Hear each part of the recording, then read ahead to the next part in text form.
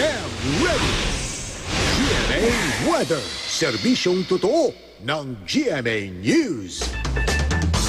Mga kapuso, makakaranas po ng minsanang malalakas na ulan ang ilang bahagi ng Luzon at Visayas ngayong araw. Maging I am ready po mga kapuso. Ayon sa Pag-asa, epekto po ito ng trough o extension ng binabantayang low pressure area.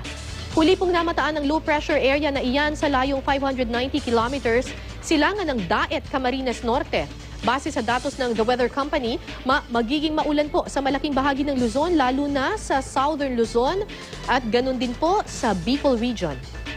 Ang lagay ng panahon sa Metro Manila ngayong araw, ayan po mga kapuso, mataas po ang posibilidad ng mahihina hanggang katamtamang ulan at thunderstorms pagdating po ng gabi. Uulanin naman ang buong Visayas ngayong araw. Sa Mindanao, mahihina hanggang katamtamang ulan ang mararanasan. Yan ang latest mula sa GMA Weather. Magplano para sigurado, I am ready. Serbisyong totoo ng GMA News.